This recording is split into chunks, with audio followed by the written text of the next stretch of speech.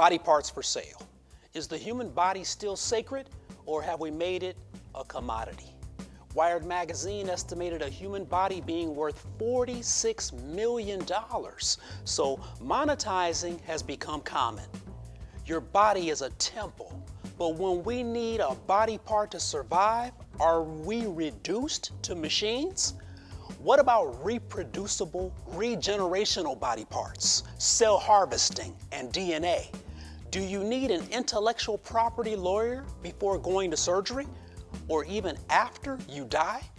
The Immortal Life of Henrietta Lacks on Counterpoint with Gerard McClendon.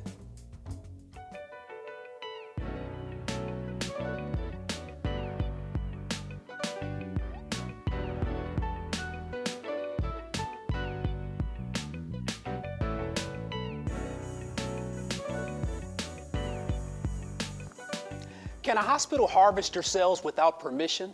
Do you own your own body? Today we discuss the immortal life of Henrietta Lacks. Tell me what you think. 844-877-9311 and Gerard MC on Twitter and Facebook. At the Counterpoint today I have Dr. Crystal Shannon and Dr. Susan Zinner. Welcome, ladies, to the show. We really appreciate you being on Counterpoint today. We've got a heady topic today. This is some serious business. We want to learn a little bit more about the immortal life of Henrietta Lacks. I was notified that the two of you were two people that I just simply had to talk to today about the family, about the situation that occurred with Henrietta Lacks, and about the outstanding new movie that's coming out from Oprah Winfrey. So let's get right into this. We're looking at Henrietta Lacks, poor African-American tobacco farmer whose cells were taken without her knowledge in 1951. Dr. Zinner, can you share a little bit more of the story of Henrietta Lacks? Okay. So as you said, she was very poor, and the family, she was born in Virginia, and then the family moved. Her husband had a job opportunity in the Baltimore area, so they were living there then. She had been having some pain. She had just given birth to her fifth child, and she wasn't sure what this pain was, and she ended up in the hospital. At the time, because she was African American, there were few hospitals that would see African American patients, but one of the hospitals that would was Johns Hopkins. And they had a blacks-only entrance, a blacks-only wing of the hospital, and that's where she sought care. And this pain that she described as feeling like a knot in her womb turned out to be cervical cancer.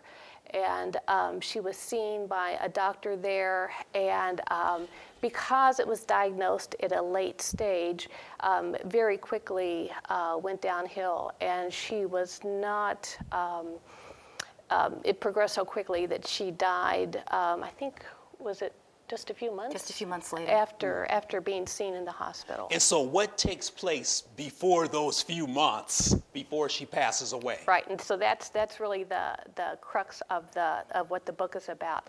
So she is cared for by a doctor, and the doctor is trying to find some cells that will live a long time, because research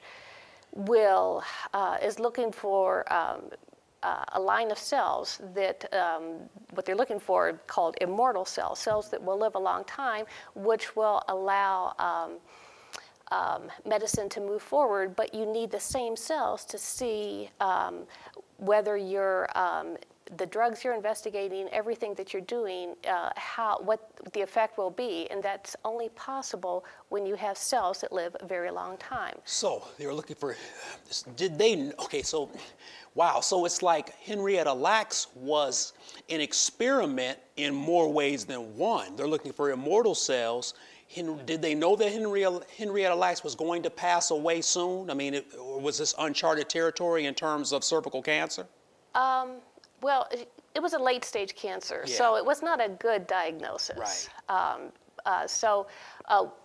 One of the things that the doctor is caring for her says to his colleagues at the time is, because it's a public hospital, because she's very poor, and these are patients who are not billed, is that there's kind of a quid pro quo that he feels like maybe it's appropriate to take cells from these patients because they're unable to pay. So it's at Johns Hopkins. There was at the time called a colored ward of the hospital, and then whites only for the most part. Henrietta Lacks is in the colored portion. They excavate her cells without permission, Doctor That's correct. Shannon. That's correct. So what occurs? How do you extract cells without permission from a human being? Do you just not say anything? What happened? Well, for Henrietta Lacks, especially at that point in time, when you go back to the 50s, there wasn't a lot in terms of informing patients of different types of procedures that may be taking place on their body.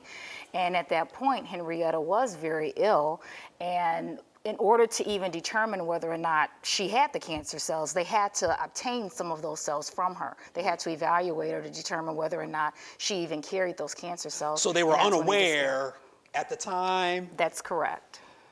So did they know they had the so-called HeLa at that point, or they just didn't know? They didn't know at the didn't know. time. When they collected the cells, they didn't realize it yet. Okay, so they didn't realize it yet. So when did they find out that these immortal cells that could regenerate and live outside of a human body, when did Johns Hopkins or the University of Texas or anyone that was responsible, when did they find out that this is going to be a breakthrough for all of man and womankind?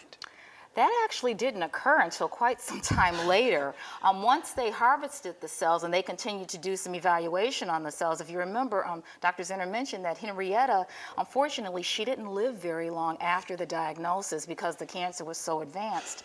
But as they continued to evaluate those cells and look at those cells, they recognized that these cells didn't die off over time, like most cells tend to do, or didn't die off from simple exposure. Instead, those cells continued to live on and even replicated in some ways. So it did take them some time to realize that the cells were still alive. Okay, I opened the show by talking about dollars and cents. The human body is remarkable. The Wired magazine hired some doctors, surgeons, and specialists in healthcare to basically put a dollar figure on how much a human body is worth. They said it's worth $46 million. And they started fibers in the body, precious substances in the body, bone marrow alone. The entire bone marrow alone is worth like $23 million. Your lungs, $58,000. Heart, $57,000, kidneys, $91K, liver, $54,000, and your DNA is worth about $9 million, okay? Now, even with the $46 million that the body is worth, the immortal life of Henrietta, this is far beyond body parts. This is regenerational. These are the first immortal cells grown outside of a human body in a culture. I told you ladies earlier, I'm emotional about this because the family wasn't compensated or even told. That's Dr. correct. Zinner. Well, one thing to keep in mind, though, the family wasn't told and they weren't compensated, but at the time, that was kind of standard.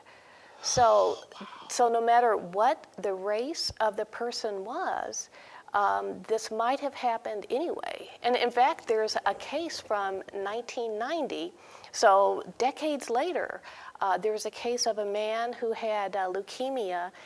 He was treated at UCLA, and he found out that he had, a line of his cells were being used, and it's a little bit different case because it involved like body parts, but it was making his doctor wealthy, and he sued and he lost. So the case law still shows that you do not own your body parts. It's a little bit mixed, though. It's not really clear on whether you should get a share of the profits if your doctor is making money. So Wait a minute, wait. The case law says to this day or back then? The most recent case that I know of is a 1990 case. You don't own your own body parts. Right. So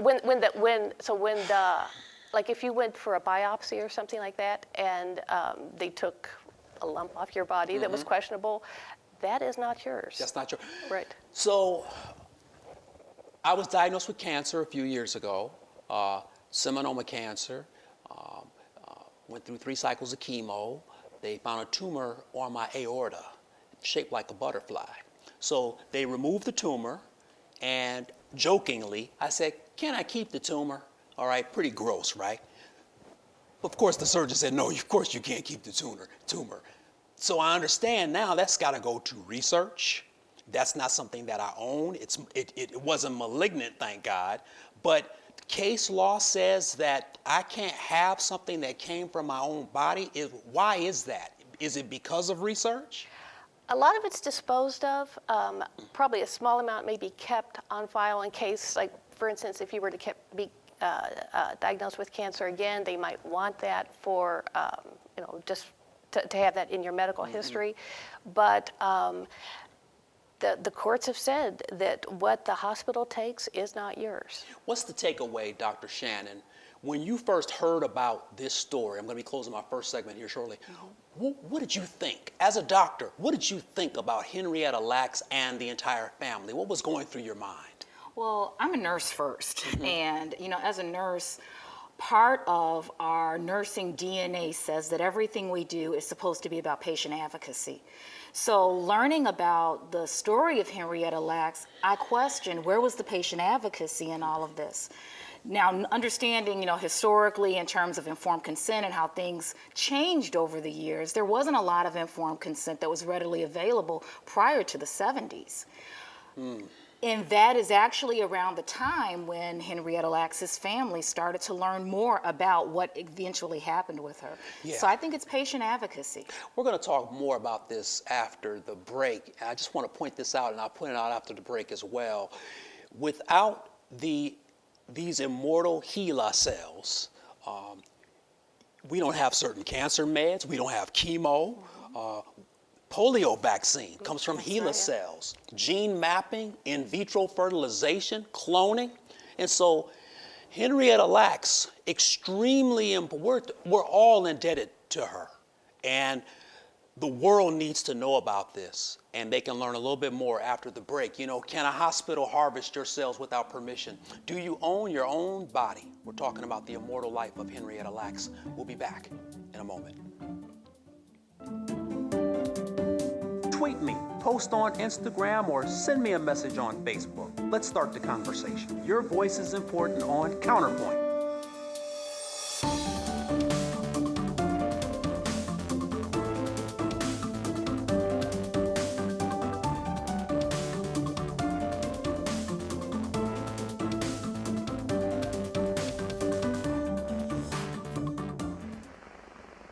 The HeLa cell has become a very useful material for experimental work, not only in the study of cancer, but in the field of general cytology. It is easily cultivated, it exhibits many abnormalities, and is valuable for the cultivation of a wide variety of viruses. Welcome back to Counterpoint. Do you own your own cells or any body parts? What about reproducible, regenerational body parts, cell harvesting, and DNA? We're talking about the immortal life of Henrietta Lacks. Dr. Crystal Shannon and Dr. Susan Zinner join me. Thanks for sticking around for the second segment here. You've answered my question about us not owning or controlling the stuff that we came into this world with. Seems a little unfair, but I want to venture into how the family feels at this point. what does a family feel after, yes, of course you're elated because part of my family is responsible for millions of lives being saved, for vaccines, for pretty much building pharmaceutical companies. But then there's that downside of why weren't we ever compensated and why didn't they have the respect to acknowledge us? How is the family feeling now, Dr. Shannon? Well, one thing, I think that the book written by Rebecca Skloot is an excellent sort of review on not only Henrietta's history, but more importantly, your exact question. What does the family feel? How do they feel? How did this process affect them throughout their lives? Many of Henrietta's children actually became ill, became sick with many of the diseases that her cells were known to be supportive of and to actually cure or take care of. So knowing that not only did their mother, their grandmother, have such an important impact on scientific discovery, but also knowing that they themselves were not able to be beneficiaries of it, I can only imagine that they were devastated. They felt betrayed. This reminds me of Tuskegee a little bit. Yes, it does. And I think that's very relevant. Dr. Zinner, how is that relevant? And not just in racial issues, but just in medical issues. How is this similar or just relevant as it pertains to Henrietta Lacks and the Tuskegee experience? Well, you've got a group of people with a lot of education and a lot of power taking advantage of either a group of people or one person. In the case of Henrietta Lacks, with a low socioeconomic background, not a lot of education, not aware of what they possess that's wanted by this group, and just kind of carries on over the years, and it's never acknowledged. In response to what Dr. Shannon was saying, I wanted to mention that the family, aware of the significant contribution by Henrietta Lacks, they're aware of everything she's contributed. And at one point, one of her children says, if she's done this much for the world, and it really is the world, how come we can't afford health insurance? Right. Look at that. So let's go there. Dr. Shannon, you're a nurse and a doctor. Dr. Zinner, you're a lawyer as well? Yes. You hold a JD and an MD. No, I'm just a JD. JD. Now, let's go there. Ethics. Let's talk about ethics. Because when we raise children, we want them to do the right thing, right? We want them to be fair, honest, share, play together, do the right thing. And as we grow older and older, we find that adults don't do and follow the things that we tell children to do. And so where does this fall on the ethics spectrum, and will we ever witness something like this happening again? Either of you ladies want to discuss that? Because this is an ethical nightmare. That's correct. And of course, Johns Hopkins, amazing institution, horrible mistake at the time, but as you mentioned, this was customary for that time. Hopefully we'll never witness anything like this again because we have IRB, we have NIH, but where does this fall in terms of ethics, and could something like this ever happen again? I hope it wouldn't happen again, but you just never know. I mean, I was teaching a graduate ethics class last night, and I mentioned to my students, I consider the law to be a floor and ethics to be higher than that floor. So even though something is legal, it may not necessarily make it ethical. So that's kind of what I use as a guide, that the law is the very minimum expectations that we as a society should have of behavior, and ethical behavior may demand more than what the law requires. Is compensation an issue here? Is this a civil issue? And so I guess what I mean is, you said that ethics, you can be punished by the law, but ethics are a little higher than the law. Is that what you're saying? Mm-hmm. But you cannot necessarily be punished criminally or in a civil manner for violating an ethics rule, right? Right. That's what makes this frustrating. So let's say tomorrow morning, ladies, Gerard McClendon, host of Counterpoint, has something similar to a HeLa cell, all right? Someone takes a strand of my hair, in a hospital. I don't have jurisdiction over that strand? Well, one thing I will mention, remember, the process of, and I've mentioned this before, the process of informed consent has dramatically changed over the years. Yes. So informed consent, first and foremost, is the act of ensuring that your patient truly understands what is happening to them, truly understands what that procedure will be and what will happen as a result of that procedure. So if that involves taking a body part, or taking cells, or taking some genetic material from you, informed consent has to be required of that patient. That patient has to sign identifying that, yes, I know exactly what's happening, I know exactly what's taking place. Unfortunately, we still have opportunities where patients are not fully aware, and this concept with regards to not understanding what's happening to them in terms of health care is a very huge concern with regards to health literacy. This happens to this day? Right now, you think Lack there's of possible lack of informed consent, yes, that does continue to happen. However, it's our responsibility as healthcare providers to ensure that our patients receive that. And it's the responsibility of the family to make sure that you read the documents, because Absolutely. so often we get this stack of papers, Absolutely.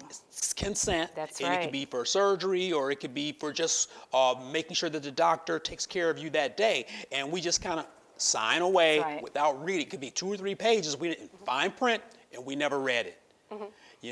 So it's a two-way street, isn't it? That's correct. It's the health facility's responsibility as well as the family. But it's also part of, once again, I got to go back to advocacy, because it's encouraging our families to be aware that, yes, you can speak up. You can say, no, I'm not signing that because I don't understand it. Or, yes, I'd like to take this home and spend some time reviewing it. Patients and their families have that right, and unfortunately, they're not always aware that they have that right. This is good, yes. Or explain to me what this means. I That's don't right. understand these words. That's So right. the average informed consent form is written at the college junior reading level. And this is a little bit old, but the last data I saw said that 37% of Americans read at the college junior level. So that means about 2/3 of people signing that form don't fully understand what they're signing. Okay, and then so that means Henrietta Lacks went to, was it 4th or 5th I think so. grade, did not understand what she was signing. So you can understand Yeah. how this happened. And there's literacy, and then there's selective illiteracy. Some people cannot read, illiteracy. Some people choose not to read, selective illiteracy.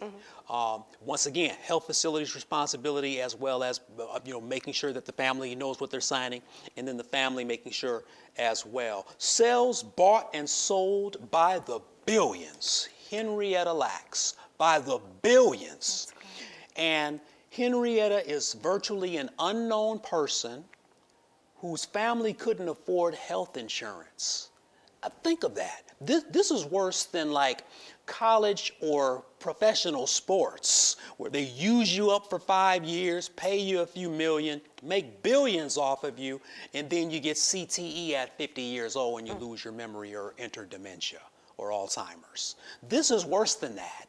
This is, I see why it's called the immortal life of Henrietta Lacks now. This is going to last forever. Pharmaceutical companies have made billions on this. Thank God for Rebecca Skloot for writing this story and building up the courage to do the research and get the family's confidence. But this is the part that makes me angry. Billions of dollars. Yes, saving millions of lives, but billions of dollars. If this was my family, I mean, I'm mad and it's not even my family. What do we do with this? I think part Do of we just watch the Oprah Winfrey film on her and just kind of say that's a cute little story for Black history? Or do we say, no, this is an empowering moment and this cannot happen again and families need to be compensated? I really think that the family has taken that latter stance. They've been very, very proactive about not only getting the story of Henrietta Lacks out there, but telling the cautionary tale of not being aware, not being assertive about your own health care, not being directly involved in that process. Members of Henrietta's family, her children, grandchildren, have gone on to be active members in organizations such as the National Institutes of Health in terms of making sure that proper research protocols are followed so that it never happens again. Who made this story go? Of course, Rebecca Skloot wrote the book, but there were two people that were instrumental in making this happen, and that was the family members. What were their names? Probably her daughter, Deborah, Daughter. was a significant part, and I think that's actually the role that Oprah Winfrey is playing in the movie. Deborah played such a significant role in understanding, or at least trying to understand what truly happened to her mother. I remember one passage that talks about Deborah's experience of, you mean my mother's still alive? Yes. Even though her mom had been dead for a couple of decades at that point. And isn't that the point? Isn't that the point? That's correct. This is, yes, it's the immortal life. This is about legacy, isn't it? This is about legacy. And I was surfing the internet and I saw that wonderful picture of Henrietta Lacks, and I saw the sign in her hometown, and I'm like, yes, someone is finally paying attention. Last word, Dr. Zinner, as I wrap up. Will this happen again? I would love to say no, but I think we need to be vigilant. I'm going to trust your word on that. I appreciate you. You know what? We can all learn from the immortal life of Henrietta Lacks. Protect your family, guard yourselves, read the fine print, and make sure the hospital isn't harvesting without your consent. Thanks to my guests, Crystal Shannon and Susan Zinner. Thank you for watching Counterpoint. I need you to stay positive, keep your head up, and always be encouraged to voice your counterpoint. Have a great week.